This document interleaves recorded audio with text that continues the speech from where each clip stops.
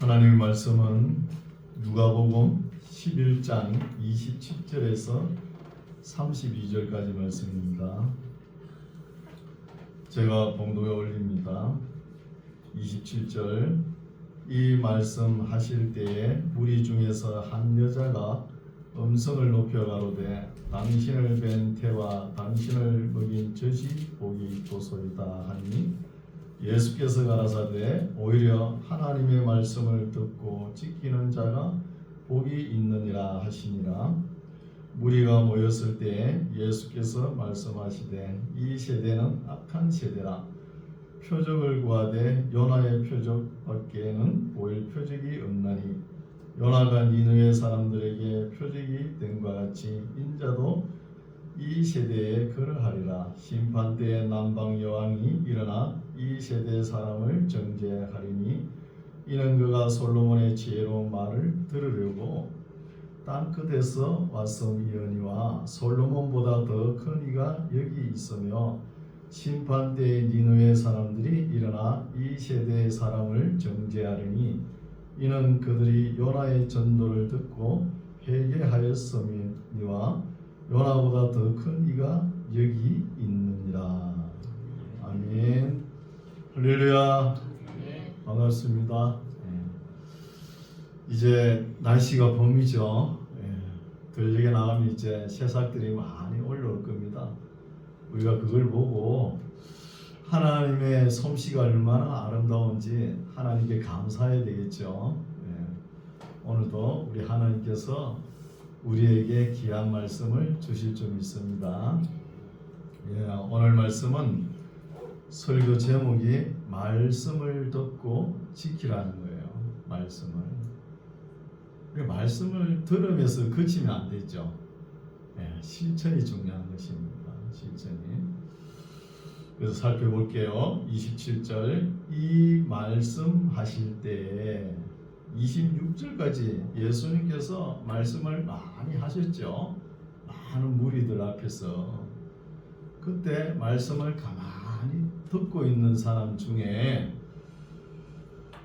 무리 중에서 한 여자가 음성을 높여 가로되 당신을 뵌 태와 당신을 먹인 젖이 복이 있도소이다 하는 거예요.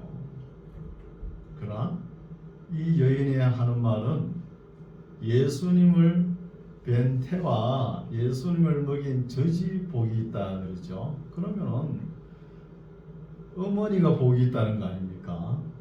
그런데 우리 예수님의 생각은 다르죠. 우리 예수님의 생각은 항상 우리와 다릅니다. 예수님 그러셨잖아요. 내가 너희 생각과 다르다. 그러시면서 어떤 말씀을 하시냐? 28절. 예수께서 가라사대 오히려 하나님의 말씀을 듣고 지키는 자가 복이 있느니라 하신 거예요. 좀 다르죠, 그렇죠? 근데 한 여인은 예수님을 뵌 태와 예수님을 먹인 젖이 복이 있다 그러는데 우리 예수님은 그게 아니죠. 하나님의 말씀을 듣고 지키는 자가 복이 있다는 거예요. 지키는 자가. 근데 여기에 잠깐 분위기를 보면은 예수님께서 무리들 앞에서 아무 거침없이 급진적으로 말씀을 선포하는 거예요. 그걸 이제 예수님의 어머니 마리아하고 예수님의 동생 의인 야고보 있죠. 야고보가 듣고 우리 형님이 위태위태하다는 거예요. 지금 바리새인 사두개인들 딱 보는 앞에서 이렇게 말씀을 너무 급진적으로 선포하시니까 그 무리에서 예수님을 좀 밖으로 좀 나오게끔 하는 거예요. 하고 싶은 거예요. 그래서 우리가 누가복음 8장에도 읽어왔죠. 이거 비슷한 말씀을. 그렇죠? 그래서 어떤 사람에게 이제 기별을 보내가지고 예수님께 말을 하죠. 예수님, 저 밖에 예수님 어머니와 동생이 와 있습니다. 밖으로 좀 나오시오 이 말이잖아요. 근데 그때 예수님께서 뭐라고 하셨습니까? 누가 내 모친이며 내 동생이냐? 내 모친이며 동생인 것은 하나님의 말씀을 듣고 행하는 자가 내 어머니요 내 동생이다. 이렇게 말씀하셨잖아요. 그래서 하나님의 말씀을 들을 때 잘 들어야 되죠. 그리고 지키는 것도 중요하잖아요. 지키는 거. 근데 하나님의 말씀을 잘 들어야 되는데 이걸 가톨릭은 안 듣는 것 같아요. 가톨릭에는 마리아를 그저 숭배하지 않습니까? 마리아는 예수님의 어머니 마리아는 참 복되죠. 거룩합니다. 거룩한 분이에요. 그러나 마리아를 신격화할 정도는 아니거든요. 신격화할 분은 아니잖아요. 그렇죠? 그래서 예수님은 하나님의 말씀을 잘 듣고 지킬 때 또 지키는 자세가 있다는 거예요. 어떻게 하면 참 그 자세가 어떤 자세가 중요하냐?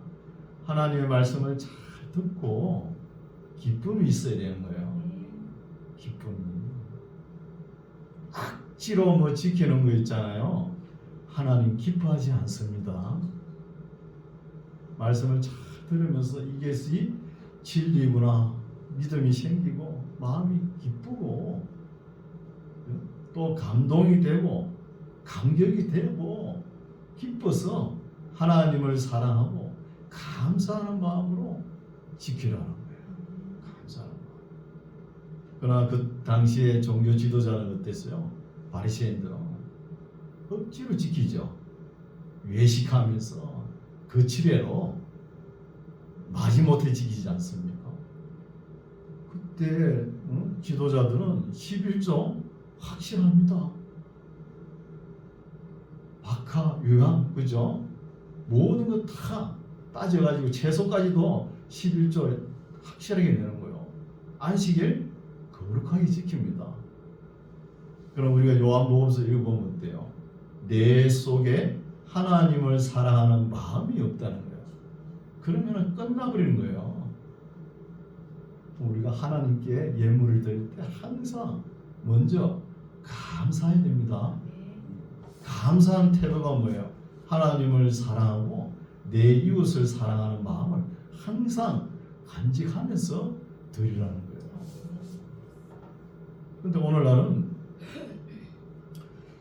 율법을 우리를 하나님께서 율법을 주실 때 우리를 사랑하셔서 율법을 주셨다 하면은 오늘날 그리스도인들이 잘 안 받아들여요. 믿기지가 않은가 봐요. 왜 그러냐면은 율법이라 그러면은 딱딱하고 그 율법을 안 지키면은 지옥에 가는가 싶어가지고 지옥에 안 갑니다. 우리가 구원을 얻을 때 어떻게 얻어요? 예수님의 피로 예수님의 공로로 얻지 않습니까? 순수하게 공짜로 얻는 것입니다. 그런데 왜 율법을 지켜야 되느냐? 조금만 더 생각해 보면 돼요. 예수님의 은혜로 우리가 하나님과 우리 관계가 원만하게 형성됐죠. 됐잖아요. 그러면 하나님은 아버지고 우리는 아들이지 않습니까? 그러면은 제대로 된 아들 같으면은 아버지가 하신 말씀을 지켜요, 안 지켜요? 지키는 거잖아요. 그런데 왜 율법을 폐했다 그럽니까? 잘못됐잖아요. 율법은 여전히 살아있고 우리를 유익하게 하는 것입니다. 그렇죠? 그래서 예수께서는 가라사대 오히려 하나님의 말씀을 듣고 지키는 자가 복이 있느니라 하시는 것이죠. 29절 무리가 모였을 때에 예수께서 말씀하시되 이 세대는 악한 세대라. 예수님 시대 그때 사람들의 악한 세대라 그러면 지금은 어때요? 악독하지요. 독하고 악한 세대입니다. 이 세대는. 세대라 표적을 구하되 요나의 표적밖에는 보일 표적이 없나니 요나가 니느웨 사람들에게 표적이 된 것 같이 인자도 이 세대에 그러하리라는 거예요. 이 세대에. 여기서 요나의 표적을 우리가 두 가지로 이해하면 되겠죠. 하나님께서 또 이스라엘 백성들이 말을 안 듣는 거예요. 자꾸 뻔나가는 거예요. 그래가지고 하루는 하나님께서 요나를 부릅니다. 불러가지고 요나야, 저 이방인 나라 니느웨 가서 한번 내 말을 전해보라는 거예요. 그러니까 이게 또 요나가 선지자잖아요. 선지자조차 가기 싫어가지고 엉뚱한 방향으로 가네. 반대 방향으로. 그리고 하나님께서 어떻게 하십니까? 파도를 치게 하고 풍랑이 일어나게 하잖아요. 요나를 통해 가지고 일을 해야 되는데, 그래가지고 요나가 물에 빠질 때 하나님도 신경 많이 씁니다. 그 물고기 큰 거 한 마리 준비해야 되잖아요. 그 딱 타임을 딱 맞춰가지고 요나를 탁 삼켜야 되잖아요. 그렇죠? 그거 놓쳐버리면 요나 죽으면 안 되잖아요. 그래 요나가 물고기 뱃속에서 3일 있었잖아요. 그리고 우리 예수님은 어때요? 십자가 지시고 무덤에서 3일 만에 부활하셨다는, 그렇게 또 해석을 할 수 있죠. 그리고 두 번째는 이 악한 세대를 심판한다는 거예요. 심판. 이 악독한 세대를. 요나는 니느웨 성에 가가지고, 니느웨 성이 예루살렘 성하고 비교가 안 됩니다. 엄청 컸어요. 그 아수르 나라 수도잖아요. 엄청 큰 도시예요. 거기에 복음을 전하려면 사흘은 걸립니다. 3일은 전해야 돼요. 근데 요나가 하루 전했는가? 하루도 못 전했을 거예요. 40일이 지나면 이 니느웨 성이 멸할 것이다, 이렇게 전한 거예요. 그런데 백성들이 다 듣고 왕부터 회개한 거예요. 회개하잖아요.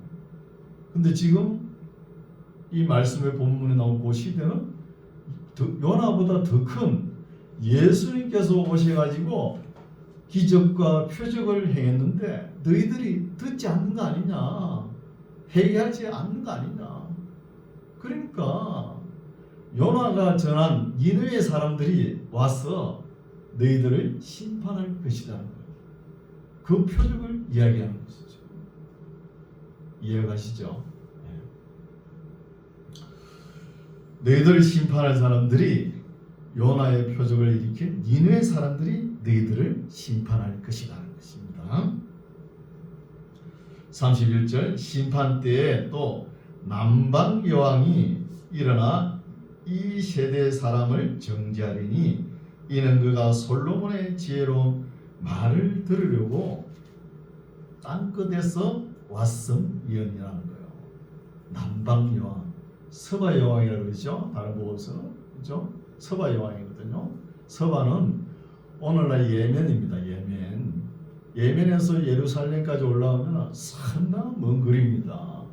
먼 거리를 여왕이 왜 찾아왔을까요? 그 솔로몬의 지혜를 들으려고 온 거예요. 그래서 솔로몬을 만나가지고 솔로몬의 지혜도 듣고 가고, 또 솔로몬의 시를 가져가죠. 시를 가져가지고 메네릭 왕조를 행사합니다. 자기 나라가 가지고. 그런 역사가 있지 않습니까? 땅끝에서 왔음 여니와, 지금 솔로몬보다 더 큰 이가 여기 있는다는 거예요. 누구죠? 우리 예수님이잖아요. 그죠? 있으며 심판 때에 니느웨 사람들이 일어나 이 세대 사람을 정죄하리니 이는 그들이 요나의 전도를 듣고 회개하였음이니와 요나보다 더 큰 이가 여기 있느니라는 거예요. 요나는 결국 니느웨 성 가가지고 그 가기 싫은 거죠. 물고기 뱃속에서 토해내 가지고, 그죠? 그런데 그거 가가지고 그렇게 전하기 싫은데도 하루 그전 대충 전했는데도 니느웨 사람들이 다 회개하고 돌아오는 거예요. 근데 요나보다 더 큰 우리 예수님께서 육신의 몸으로 이 땅에 오셔가지고 그 많은 기적, 오병이의 기적부터 뭐 칠병이요, 많은 귀신을 쫓아내고 많은 병자를 고치고 이렇게 했는데 너희들은 믿지 않는다는 거죠. 회개하지 않는다. 그래서 지금 니느웨 사람들이 심판하는 표적이 이 시대에 너희들을 심판할 것이라는 것입니다.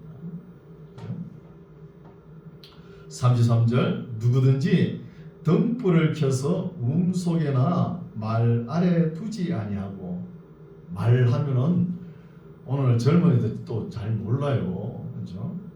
곡식을 담는 그릇이죠. 말. 곡식을 담는 기구잖아요. 나무를 이렇게 세워가지고 통을 만들어가지고 한 대, 두 대, 10대 되면 한 말이잖아요. 그 말을 이야기하는 거예요. 말 아래, 등불 말 아래 두지 아니하고 등경 위에 두나니 이는 들어가는 자로 그 빛을 보게 하려 함이니라. 이 말씀도 참 중요하죠. 우리 교회 나오시면은 어때요? 우리 마을이 사정리잖아요. 주소가 사정리 80입니다. 사정길 80. 그렇죠? 교회 보면은 십자가 있잖아요. 교회 건물 있고. 왜 이렇게 밤에 되면 십자가를 확 켭니까? 왜 켤까요? 그죠? 그거는 교회에 들어왔다 나갔다 하는 사람들의 삶을 이 동네 사람들에게 다 비추는 거예요. 우리의 삶이 선하고 아름답게 진실하고 성실한 모습을 세상 사람들에게 알리는 거예요. 왜 십자가를 그렇게 높이 답니까? 알리는 거잖아요. 우리 교회 들어올 때 간판이 뭐예요? 이 교회 세울 때 창립 말씀이 있잖아요. 들어오면서 보시잖아요. 안 보셨어요? 이사야 60장 1절 일어나라 빛을 발하라. 얼마나 좋습니까 말씀이. 1992년 5월 19일 소금 땅 도장 찍었잖아요. 그거예요. 교회가 맨날 오시면서 못 보죠 그거. 그렇죠? 그걸 그렇게 살아야 되는 거예요. 등불을 켜가지고 맨날 말통 밑에 옆에다 놔놓으면 비칩니까? 안 비치잖아요. 등금 위에 두는 이유가 있는 것이죠. 그래서 우리의 삶이 빛이 된 삶을 살아가시기 바랍니다. 누구든지 등불을 켜서 움속에나 말 아래 두지 아니하고 등경 위에 두나니 이는 들어가는 자로 그 빛을 보게 하려 함이니라. 내 몸의 등불은 눈이라. 내 눈이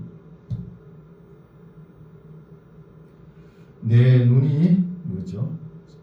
선하면 온 몸이 밝을 것이요 만일 나쁘면 내 몸도 어두우리라는 거예요. 눈이 굉장히 중요하죠. 눈이. 이런 말도 있잖아요. 우리 몸이 천냥이면 눈이 900냥이라고 그러잖아요. 눈이 그만큼 중요하죠. 우리가 눈이 안 보이면 이 봄철 이 핫꽃도 피고 얼마나 아름답습니까? 하나님의 창조 솜씨를 볼 수 없다는 것이죠. 아무것도 안 보이니까. 그래서 눈이 밝아야 되는 거예요. 눈이 밝아서 눈이 밝아야 빛이 우리 속으로 들어오는 거예요. 그러나 우리 그리스도인은 물질 세계만 보는 거 아니죠. 마음의 눈이 또 영적인 눈이 밝아야 된다는 것이죠. 영적인. 우리가 맛있는 음식을 먹잖아요.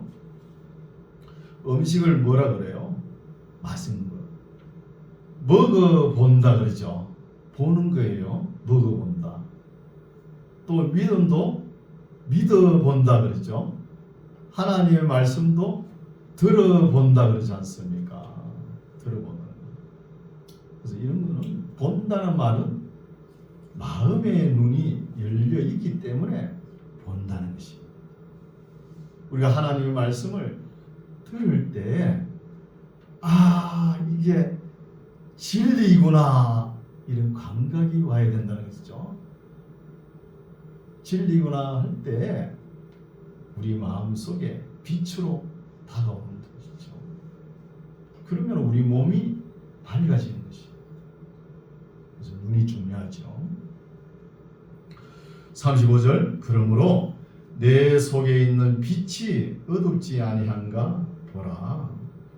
내 온몸이 밝아 조금도 어두운 데가 없으면 등불의 광선이 너를 비출 때와 같이 온전히 밝으리라 하시니라. 우리의 마음의 눈, 육신의 눈이 밝아야 우리의 몸이 밝아진다는 것입니다. 우리의 몸이 아침에 찬란한 햇빛이 솟아오르는데 우리 눈이 어두우세요.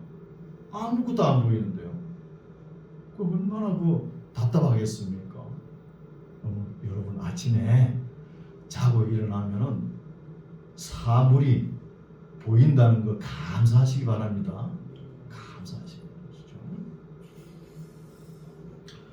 37절 예수께서 말씀하실 때에 한 바리새인이 자기와 함께 점심 잡수시기를 청함으로 들어가 앉으셨더니 잡수시기 전에 손 씻지 아니하심을 이 바리새인이 보고 이상히 여기는지라. 주께서 이르시되 너희 바리새인은 지금 장과 대접의 겉은 깨끗이 하나 너희 속인적 탐욕과 악독이 가득하도다. 어리석은 자들아 밖을 만드시니가 속도 만들지 아니하셨느냐. 지금 이런 말씀을 예수님께서 바리새인 중에 한 분이 예수님을 점심 식사에 초대한 거예요. 점심 식사에 초대했는데 점심 사주는 바리새인 보고 이렇게 거침없이 말씀을 하시는 거예요. 예수님이 41절 오직 그 안에 있는 것으로 구제하라. 그리하면 모든 것이 너희에게 깨끗하리라. 그 안에 있는 것이 뭐지요? 우리의 욕심과 탐욕이라는 것입니다. 탐욕과 악독이 가득 차 있는 것이죠. 우리 속에. 이것이 다 우리를 오염되게 하잖아요. 욕심과 탐욕. 이거 하나 내려놓으면 한결 부드럽습니다. 그러나 이거 못 내려놓고 예수님을 못 따라온 사람 있죠. 그 부자고 청년이고 아는인 사람이 있잖아요. 부자 청년. 그 사람은 그 시대에 아주 타인들이 부러워하는 삶을 살아는 거잖아요. 그런데 10계명 중에 제일 마지막 계명 내 이웃의 집을 탐하지 말라. 이웃의 아내나 남종이나 짐승이나 탐하지 말라. 요 탐심을 못 버린 거잖아요. 자기가 모아놓은 재산 흩어가지고 이웃에게 나누어 주기 싫으니까 예수님을 못 따라온 거잖아요. 지금도 못 따라오잖아요. 소식이 없어요. 42절 화 있을진저 너희 바리새인이여 너희가 박하와 운양과 모든 채소의 11조를 드리되 공의와 하나님께 대한 사랑은 버리도다는 거예요. 공의는 공평과 정의죠. 이거는 사람 관계에서 사람의 세계에서 꼭 있어야 되죠. 하나님과의 관계는 하나님을 사랑하는 것이고. 근데 그 시대에 믿음이 있다 그러면서 그런 사람은 어떻게 해요? 11조 확실히 드리죠. 주일 안식일 확실히 지킵니다. 고추를 밭에 가서 고추를 하나 따도 거기에 대한 11조 드린 거예요. 가지를 하나 따도 11조 드립니다. 그렇게 하면서도 공의를 베풀지 않고 하나님을 사랑하지 않으면은 예수님 앞에는 안 통한다는 거예요. 오늘날 세상이나 교회에서는 그게 통할 수도 있죠. 통할 수 있지만 하나님 앞에는 안 통한다는 것입니다. 하나님 앞에는. 그러나 이것도 행하고 저것도 버리지 아니하여야 할지니라. 이것은 11조겠죠. 11조. 박하와 운항과 채소. 11조와 저것은 공의, 공평과 정의와 하나님을 사랑하는 것을 버리지 아니하여야 할지니라는 거예요. 두 개 다 해야 됩니다. 그리고 하나님께 드릴 때 감사하는 마음으로 드리세요. 사랑하는 마음으로. 내가 11조 드리면 복 받겠다. 꼭 그런 마음 가지지 마시고, 또 11조 안 드리면 벌 받겠다. 벌 안 줍니다. 감사하는 마음으로, 사랑하는 마음으로 드리세요. 43절 화 있을진저 너희 바리새인이여 너희가 회당의 높은 자리와 시장에서 문안 받는 것을 기뻐하는도다. 화 있을진저 너희여 너희는 평도장한 무덤 같아서 그 위를 받는 사람이 알지 못하느니라.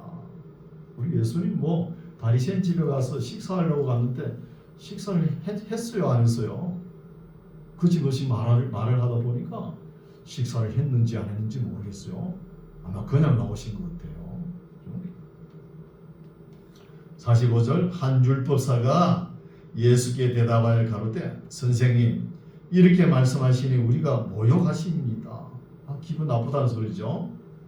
이런 말을 처음 들어봤거든요, 율법사들이. 그래서 예수님께서 말씀하시죠.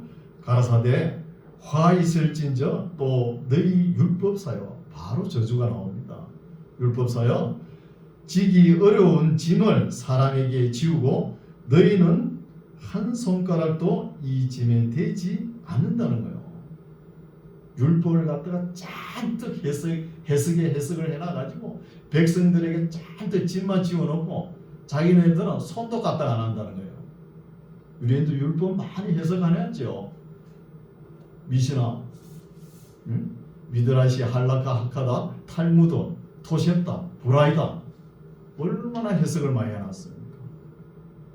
그 해석한 것이 얼마나 무거운지 한 수레가 돼요. 75kg는 되잖아요. 그거 입다가 죽을 거 아닙니까? 다 입지도 못하고. 그렇게 해석을 해가지고 백성들의 짐을 잔뜩 지우고 자기네는 손가락도 꼼짝도 안 하고 있는 거죠. 47절 화 있을진저 너희는 선지자들의 무덤을 쌓는도다. 저희를 죽인 자도 너희 조상들이로다. 이와 같이 저희는 죽이고 너희는 쌓으니 너희가 너희 조상이 행한 일에 정의되어 옳게 여기는도다. 유대인들의 습성이 아주 못됐죠. 살아있는 선지자는 하나님의 말씀을 선포하면 듣기 싫다고 때려 죽여버려요. 그리고 죽여놓고 죽은 선지자는 또 존경하고 있어요. 공경하고. 49절 이러므로 하나님의 지혜가 일렀으되 내가 선지자와 사도들을 저희에게 보내리니 그 중에 들어는 죽이며 또 핍박하리라 하였으니 창세 이후로 흘린 모든 선지자의 피를 이 세대가 담당하되 곧 아벨의 피로부터 제단과 성전 사이에서 죽임을 당한 사갈의 피까지 하리라. 내가 너희에게 이르노니 과연 이 세대가 담당하리라는 거예요. 아벨의 피로부터 사갈의 피까지. 이 사갈야는 요아스 왕 때지요. 요아스 왕이 7살에 왕이 됩니다. 그 왕위를 올릴 때 고속 때는 여호야다가 제사장을 했었거든요. 여호야다의 아들이 사가랴예요. 아들이 이제 여호야다가 죽고 난 뒤에 아들 사가랴가 제사장이 되어가지고 요아스 임금에게 바른 소리를 했더니 땡강 목을 베고 죽이잖아요. 그 피까지 묻는다는 것입니다. 이 세대가 담당해야 된다는 것이죠. 그 피까지 아벨의 피로부터. 그래서 그 시대의 최고 지도자들, 종교 지도자들은 회개하지 않았잖아요. 그만큼 하나님께서 예언자도 보내고 선지자도 보내고 능력자를 보내가지고 표적을 행해도 듣지 않으니까 너희들 심판을 받을 것이라는 것입니다. 이 세대가 담당하리라. 52절 화 있을진저 너희 율법사여 너희가 지식의 열쇠를 가져가고 너희도 들어가지 않고 또 들어가고자 하는 자도 막았느니라.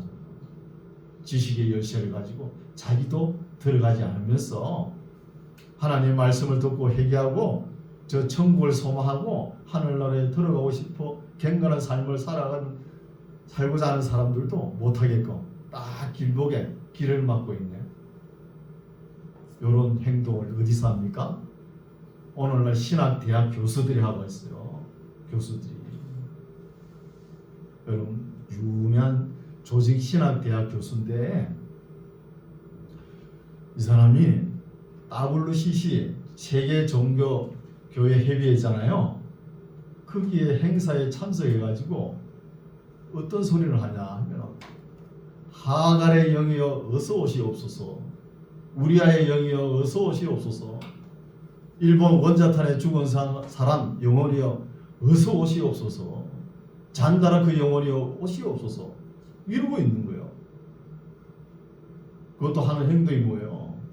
도신이라고 소재 종이 있죠. 문종이 같은 거 거기다가 불을 붙여가 하늘로 이렇게 날리면서 그게 뭐예요? 초혼입니다. 귀신을 부르는 거예요. 조직 신학 교수가 그렇게 빠져버리는 거예요. 초혼. 그래 하니까 WCC 모인 사람들이 막 박수 갈채를 보내는 거예요. 뭐 다 종교 다원주의가 하는 행동이잖아요. 그러니까 자기도 들어가지 못하면서 안 들어가면서 들어가고 싶은 사람 길목을 지키고 못 들어가게 한다는 거죠. 그래요 실제로. 그래요. 화이실진저 너희 율법사여 너희가 지식의 열쇠를 가져가고 너희도 들어가지 않고 또 들어가고자 하는 자도 막았느니라 하시니라. 거기서 나오실 때에 서기관과 바리새인들이 몇 달라붙어 여러 가지로 일로 힘문하고 예수님을 그 입에서 예수님 입에서 나오는 것을 잡고자 하여 목을 지킨다는 거예요. 예수님께서 바리새인 집에 점심 식사 초청 받아놓고 그 바리새인이 가만히 있지 예수님 손 씻든가 말든가 가만히 있으면 예수님께서 이렇게 거칠게 급진적으로 말씀을 선포하지 않았을 거 아닙니까? 그 손 씻는 게 뭐가 그리 대수롭다고. 그리고 예수님께서 이렇게 거침없이 말씀을 하시니까 예수님을 갖다가 어찌할꼬 그러면서 잡고자 하는 거예요.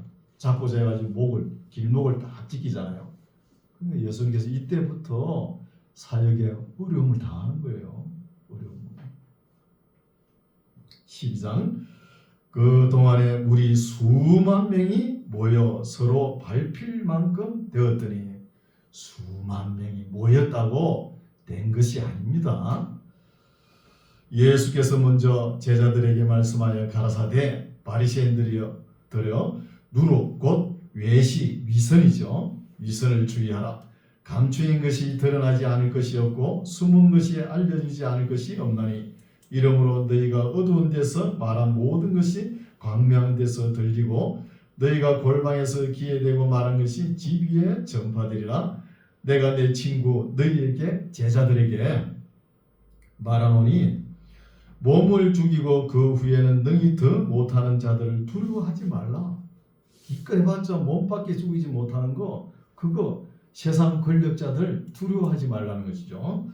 마땅히 두려워할 자를 내가 너희에게 보이리니 곧 죽인 후에 또한 지옥에 던져 넣는 권세 있는 그를 하나님이죠. 두려워하라. 내가 참으로 너희에게 이르노니 그를 예수님을 하나님 두려워하라는 것입니다. 참새 5이 아사레온 2에 팔리는 것이 아니냐. 다른 복음서에는 아사레온 하나에 참새 2이 팔린다 그러죠. 여기에는 아사레온 2에 참새 5이 팔리니까 참새 한 마리가 덤으로 끼어왔죠. 그렇죠? 덤으로 끼어왔습니다. 그러나 하나님 앞에는 그 하나라도 덤으로 끼어온 하나라도 잊어버리시는 바 되지 아니하는 도다는 거예요. 그 하나님께서 다 알고 주시는 거예요. 7절 너희에게는 오히려 머리털까지도 다 세신 바 되었나니 두려워하지 말라. 너희는 많은 참새보다 귀하니라. 내가 또한 너희에게 말하노니 누구든지 사람 앞에서 나를 시인하면 인자도 하나님의 사자들 앞에서 저를 시인할 것이요 사람 앞에서 나를 부인하는 자는 하나님의 사자들 앞에서 부인함을 받으리라는 것이죠. 이 말씀을 베드로가 읽었으면 얼마나 놀랬겠습니까? 그렇죠? 예수님을 3번이나 맹세하고 부인하지 않았습니까? 그러니까 베드로가 뭐 낙심천만하고 있겠죠. 뭐 이 말씀 읽었으면. 그래도 우리 예수님은 베드로를 사랑하셔가지고 디베랴 바닷가에서 베드로야 내 양을 치라, 내 양을 먹이라는 것이죠. 10절 누구든지 말로 인자를 거역하면 사심을 받으려니와 성령을 모독하는 자는 사심을 받지 못하리라. 사람들과의 관계에서 서로가 상처를 주고 받을 수 있습니다. 그런 것은 사함을 받을 수 있어요. 그러나 성령 모독은 사심을 받을 수 없지요. 그러면은 성령에 대해서 우리가 좀 알아야 되겠죠. 우리는 성령을 좀 잘못 알고 있는 것 같아요. 예수님께서 십자가 지시고 3일 만에 부활하시고 40일 동안 제자들에게 보이시고 성천하셨죠. 성천하고 난 뒤에 예수님께서 성령을 보내주셨잖아요. 일주일 만에. 그러시면서 성령은 내게 대한 것이라 그랬잖아요. 맞아요? 안 맞아요? 성령은 내게 대한 것이 예수님에 대한 것이라. 그러면은 예수님의 공생에 말씀하신 거 이거 우리가 읽고 묵상하고 바르게 사는 것이 성령 충만한 것입니다. 맨날 대단한 소리, 방언 알아듣지 못하는 소리 쌀라쌀라 대면서 계속 앉아가지고 이성은 마비되고 감정이 막 위태위태할 정도로 이성이 위태위태할 정도로 감정만 앞세우고 그래야 몸이 찌릿하면 성령 충만하다. 그걸 갖다가 목사님이 지적을 했어요. 집사님 그러면 안 된다 그러니까 아니 목사님은 성령을 해방합니까? 성령 해방제가 얼마나 큰데 참 분별력이 없는 사람이에요. 분별력이. 그 말씀을 모르는 거잖아요. 성령은 예수님에 대한 말씀인데 지금 본문에서 예수님께서 하시는 일이 사람들이 할 수 있는 것입니까? 할 수 없잖아요. 그리고 예수님은 바로 하나님이시라는 거예요. 하나님. 11절 사람이 너희를 회당과 정사 잡은 이와 권세 있는 이 앞에 끌고 가거든 어떻게 무엇을 대답하며 무엇으로 말할 것을 염려치 말라. 마땅히 할 말을 성령이 곧 그때에 너희에게 가르치시리라 하신다는 거예요. 네, 오늘 말씀 여기까지인데 여러분 우리가 이런 시대를 안 살아왔죠? 앞으로 이런 시대가 있을까요? 없을까요? 다가옵니다. 다가올 때 우리가 관료들에 의해서 공회에 잡혀가고 고문당하고 신문당할 때 우리가 예수님의 복음을 위해서 뭐 할 말을 해야 되는데 그 종이 적어놓은 거 그거 안 가져왔다. 그럴 필요 없습니다. 안 적어가도 성령께서 할 말을 주십니다. 관료들에 의해서 공회나 이렇게 잡혀간다는 것은 그죠? 왜 잡혀갑니까? 예수 믿는 것 때문이잖아요. 그러면은 거기서도 우리가 진리의 말씀을 선포해야 되는 거예요. 끝까지 진리를 주장해야 되지 않습니까? 진리를. 순교를 각오하고 증거를 해야 되는 거잖아요. 순교를. 오늘 당장 내 목이 달아나더라도 내가 할 말은 예수님에 대해서 내가 할 말은 해야 된다는 거죠. 그렇게 하면은 그 옆에 사람들이 어떻게 보겠어요? 이야, 목숨까지 내어놓으면서 저렇게 주장을 하는데 저 말이 진리가 아니겠냐? 그렇잖아요. 여러분, 이 말씀이 굉장히 무서운 말씀입니다. 무서운 말씀이에요. 우리에게 또 무거운 말씀이에요. 얼마나 두렵고 떨리는 말씀인데, 얼마나 서서히 씹히는 좌우의 날성검과 같은 말씀입니다. 말씀이라니까요. 우리의 심장과 폐부를 찌르는 말씀이에요. 그런데 오늘 나는 목회자들이 강단에 있어서 성도들의 입맛에 맞춰가지고 설교를 하니까 우리 하나님을 그저 복 주시는 하나님, 잘되고 이런 하나님으로만 알고 있어요. 여러분, 우리 교회처럼 창세기부터 한 절 한 절 읽어가면서 설교하고 묵상해 보면은 전혀 그렇지 않습니다. 우리 하나님이 얼마나 두렵고 무서운 하나님이신데. 오늘 말씀이 요나죠. 요나가 니느웨에 가서 한 반나절 정도, 40일이 지나면 니느웨 성이 멸망할 것이다. 참 개떡같이 전했잖아요. 그런데 니느웨 사람들은 찰떡같이 알아듣고 왕부터 짐승까지 조복을 입고 해결을 한 거잖아요. 그걸 예수님께서 칭찬하는 거예요. 칭찬. 그러나 이 세대는 어떻습니까? 3년 반 동안 제자들을 가르치고 그렇게 다니면서 표적과 기적을 행했는데 너희들은 내 말을 듣지 않고 회개하지 않는 거 아니냐? 왜 말을 듣고 회개하고 실천하지 않느냐? 이거잖아요. 무서운 말씀입니다. 그러니까 너희들이 요나의 표적을 행한 니느웨 사람들이 지금 너희들이 앞에 와서 심판한다는 것이잖아요. 심판하는 거예요. 심판. 무서운 말씀입니다. 여러분, 우리가 지금 아직 결론 아닙니다. 중간 과정이잖아요. 그렇죠? 용기를 가지세요. 지금까지 성경 다 한 번도 안 읽었다. 괜찮아요. 용기 가지세요. 가지고 하나님의 말씀을 들을 때 즐겁고 기쁘고 감사하는 마음으로 잘 듣고 완전히 깨달아야 됩니다. 깨닫고 이렇게 실천이 남았잖아요. 또 실천하고 그래 하면 하나님께서 기뻐하십니다. 이런 삶을 살아가는 저와 여러분 되시기 바랍니다. 기도하겠습니다. 하나님 아버지, 오늘도 주님의 말씀을 잘 들었습니다.